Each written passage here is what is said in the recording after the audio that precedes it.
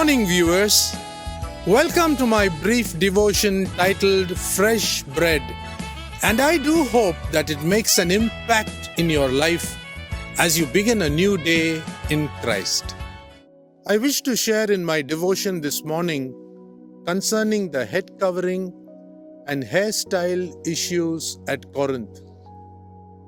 A group of elders came from Corinth seeking clarifications from Apostle Paul concerning the various issues that cropped up in the church. One of those issues was sexual ambiguity as seen in hairstyles. Long hair on males ushered suspicions of homosexual behavior, and close-clipped hair on women signaled the mark of lesbianism. Homosexual acts were so common in Corinth. Since Pentecost had established that men and women were to pray and prophesy publicly, Apostle Paul did not want the holy generation to blur their sexual identities.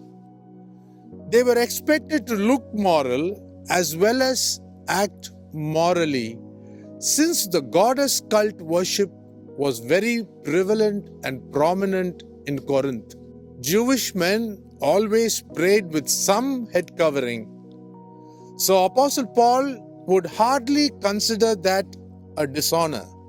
Read 1 Corinthians chapter 11 verse 4. Women needed some covering, long hairstyle or a veil, since they were the glory or splendor of men. Their attractiveness brought honor and worth enhancement to men.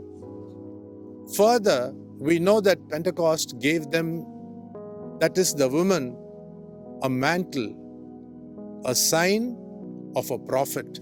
Read 1 Corinthians chapter 11 verses 5 to 9. On account of these things, Apostle Paul said, the women ought to have authority on the head because of the angels. 1 Corinthians chapter 11 verse 10. Haven't you read in the book of Enoch that the fallen angels, after they landed in Mount Hermon, which is 33 degrees north and 33 degrees south in North Israel, lustfully approached women because of their long hair?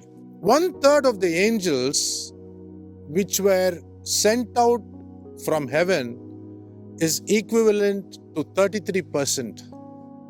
No wonder Freemasonry acknowledges the 33rd degree as the highest degree a man can achieve. We understand from 1 Corinthians chapter 11 verse 10 that authority here stands as a sign, perhaps a hairstyle that needs to be kept to prophesy. Think about this. Have a great day.